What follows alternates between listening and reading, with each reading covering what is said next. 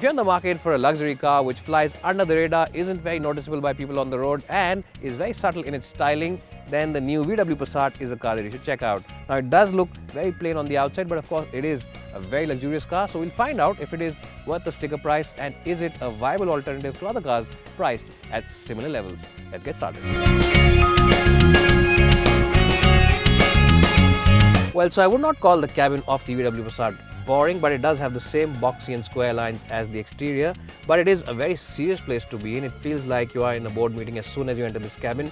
And in fact, it feels like if you crack a joke or two, you might be sent to the CEO's office. So it is a serious cabin, but that's the kind of cabin that most luxury car buyers probably want. Where you can't find fault with is the quality over here, because quality is absolutely great. The top of the dashboard, the top of the door panel over here, and even the lower end of the center console, a place where a lot of people don't pay attention to, is really very well bolted together. And even the smallest of small switches and all the buttons over here have a very solid Germanic feel about themselves. So full marks to VW for giving it a very high class and a very good cabin in terms of sheer quality.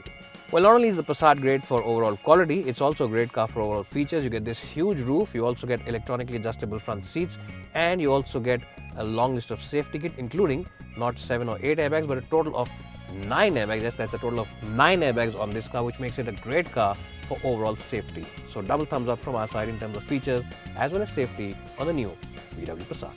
Well, so in terms of seat comfort, these seats are really relaxing. If you are on the highway the entire day, these seats will really not tie you down. And over here you can also extend the base of the seats, which means that for taller people who have long legs like me, you have plenty of support for those under thighs. And it is a very comfortable car. In terms of storage places, you get lots of places to keep your odds and ends, and the door bins also are large enough for those big 1-liter bottles. Let's see how the back seat is on this car now.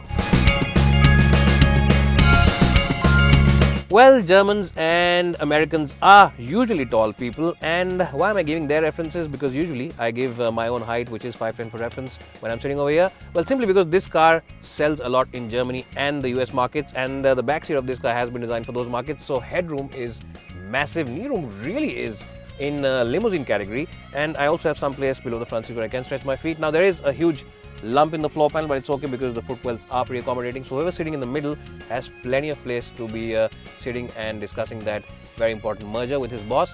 But overall, you'd want 2 people over here because you can always pull this armrest out and sit on this car or inside this car for those long journeys. These seats are exemplary for sheer comfort because the backrest angle is spot on, support for your under thighs is excellent, and the hip and knee angle also is very good. So really, if you are seeking a car only for backseat comfort, the VW Passat comes out on top.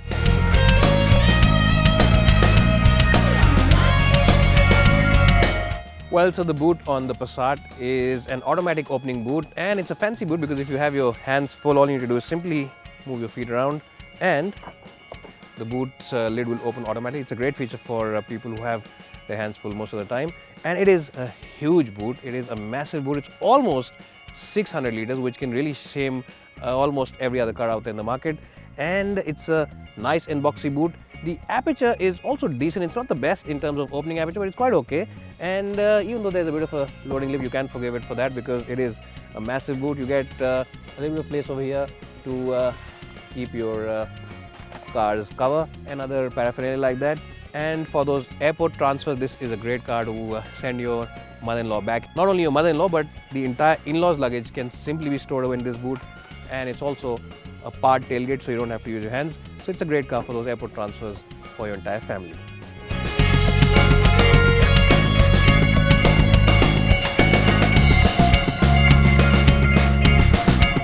Well, so here I'm driving the VW Passat, and this car comes with a 2-liter diesel engine, and this diesel engine makes about 177 bhp of power, and it's the same engine which is also shared across the Audi VW family. So it is a very tried and tested engine in terms of reliability as well as performance. It's also pretty good for fuel efficiency. We have been driving it since the morning. We've done about 100 odd kilometers on this car in the city and on the highway, and we are getting figures in excess of 12 kpl, which are very good figures considering the size and the girth of this car.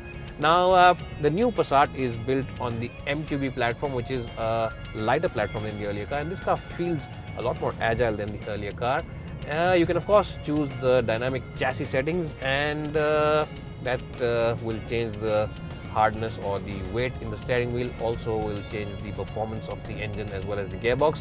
So if you are someone who wants to drive this car on its normal settings, then you can always choose the normal mode, or you can always choose the comfort mode. But if you want to drive it in its agile setting, you can always choose the sport mode. So driving in normal mode or in comfort mode is usually what most people will do, and that mode really is all the mode that you will truly ever need. Now it is a great car for highway cruising. And why do I say that? Well, simply because this car can sit on the highway all day long without breaking a sweat. It comes with a 6-speed dual clutch automatic gearbox, which you can of course use manually by using these pedal shifters here behind the steering wheel. And it is a car which has very good suspension. It is a car which will simply soak in the bumps at higher speeds, and it will simply annihilate the worst road conditions. You can sit on this car on the highway all day long and you'll still come out of it very relaxed, because it just gobbles up the bumps and potholes and those rumble strips on the road, and will simply take care of you when you're sitting inside it.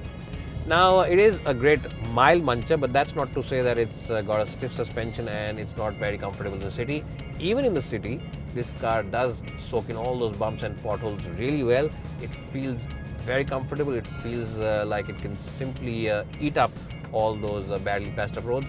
And I have to say that VW have done a great job with the suspension tuning. Now, in terms of overall agility, the steering wheel has decent weight and pretty decent feedback. It's not the sharpest steering wheel, but people who are buying these cars don't buy them to push them into corners, do they? But even then, if you are someone who does drive his car or buy his car for the sheer thrill of driving, you will enjoy driving around in this car, because it has something in it for the enthusiast. If you push it into corners, there's a little bit of body roll, but it's not too much. It's always under control. The grip level from the tires is absolutely brilliant, and the brakes are also very good.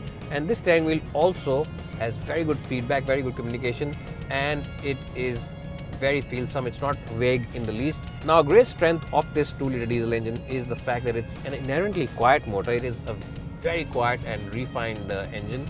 Not only is it quiet when you start off from cold, but even when you rev it hard, it remains very silent inside the cabin. And I also have to say that the isolation inside the cabin, the noise isolation of this cabin is brilliant. There's absolutely no tire noise, there's no engine noise, and there's no wind noise which enters the cabin, even when you rev this engine hard and do speeds in excess of 100 kph on the highway. This car simply will isolate you from whatever's happening on the outside.